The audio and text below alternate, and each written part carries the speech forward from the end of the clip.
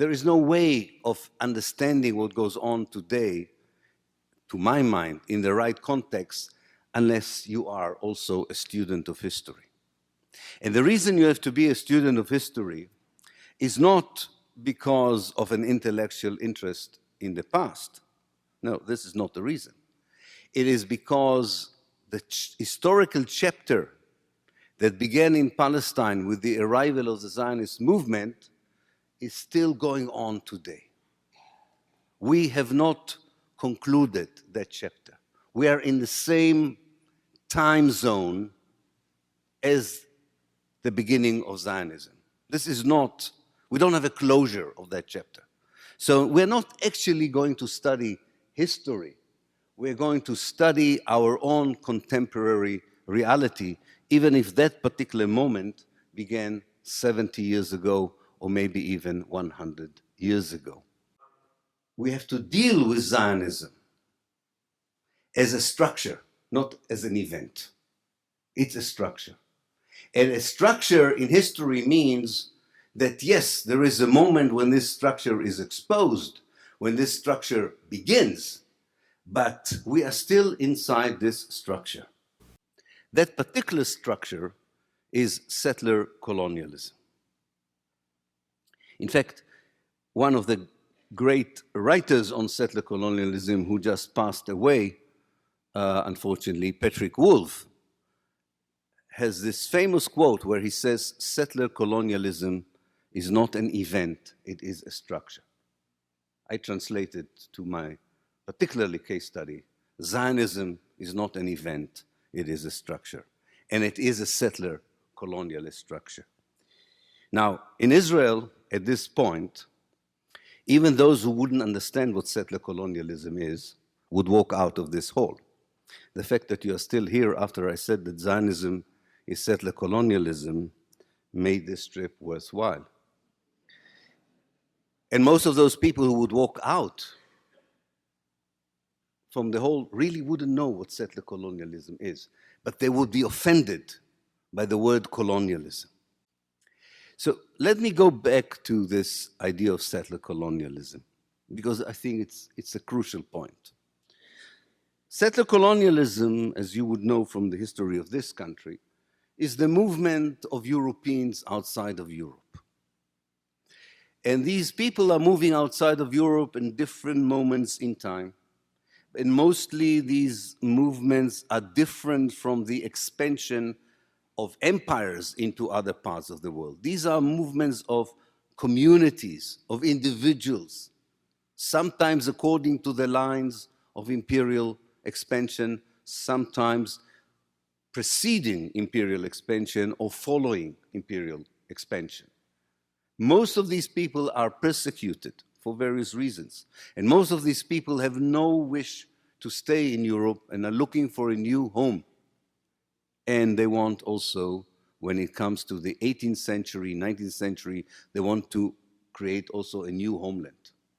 And in many cases, the main obstacle for creating a new safe homeland for people who were victims of persecution is the fact that they choose places where someone else is already living.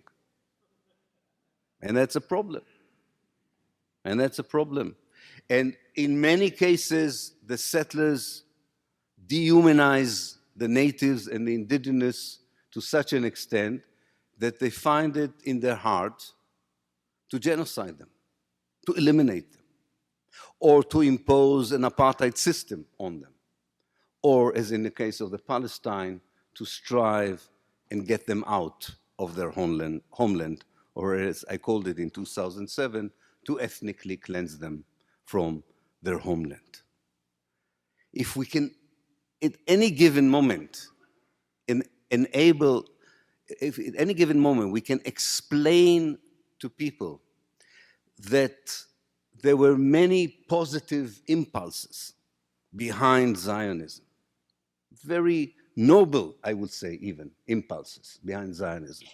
The wish to save the Jews from what definitely was eventually a genocide in Europe. The wish of people to become modern and a modern nation. Even the wish to be reconnected to the Holy Land or the land of the Bible. These are all not negative impulses. These are understandable. But you cannot exclude the additional impulse which complicated life for all of us.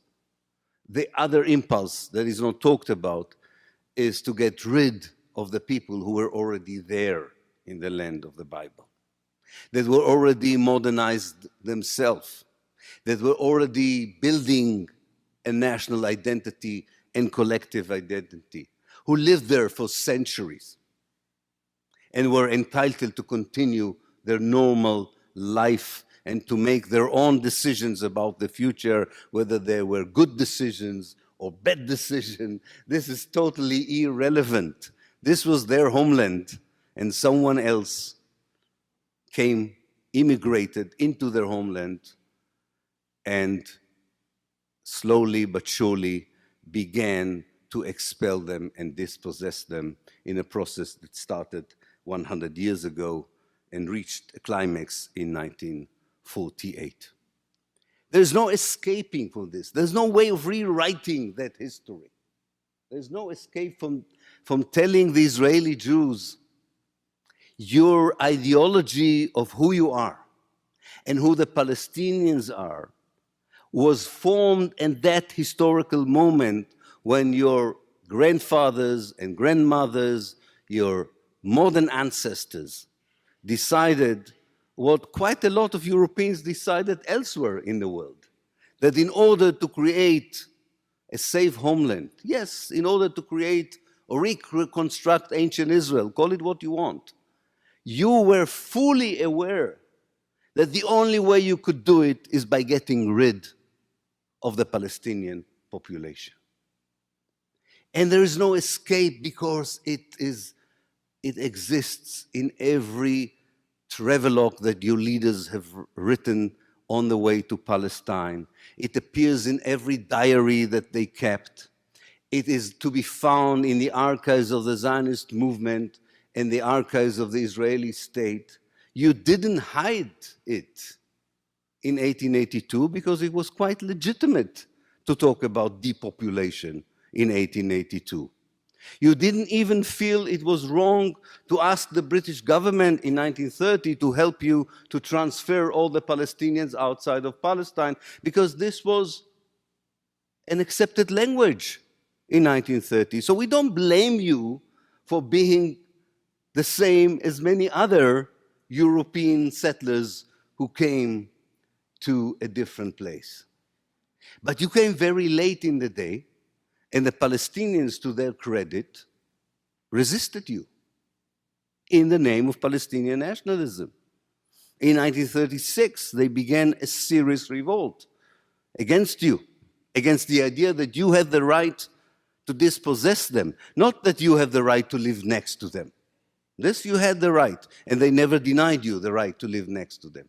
They resisted against your plan to dispossess them. And had not the British government helped the Zionist movement between 1936 to 1939 to destroy the Palestinian military elite and political elite, probably the resistance would have been even more successful than it was. And when you had, as Zionists, a great historical moment in 1948 to translate the idea of dispossession of the Palestinians from an abstract strategy that a small minority of Jews in mandatory Palestine could not implement, to translate it into a proper military strategy of expulsion, you did it. You understood very well as a political movement that 3 years after the Holocaust, the world would allow you to expel the Palestinians and wouldn't do anything against it. You knew that there was no leadership on the Palestinian side. You knew that the Arab world was busy with its own liberation struggles. Yes, you were very clever as politicians, as leaders of a political movement. 48 was the right moment to do it, especially because the British decided to leave Palestine. And you manipulated very well the international community to depict the Palestinians as the people who resist peace, who refuse to accept peace. You offered them to partition their homeland and to leave them 50% of their homeland, and you describe their rejection of this generous offer, a term you will use again and again in your dealings with the Palestinians, as intransigence, as typical of a political culture in the Arab world, not progressive, not modern enough. And that's why the people of Palestine foolishly did not agree to give half of their homeland to a group of hundreds of thousands of Jews. Most of them arrived in Palestine only 2 years before. Who wouldn't in the world say, I will give half of my country to immigrants who have just arrived 2 years ago?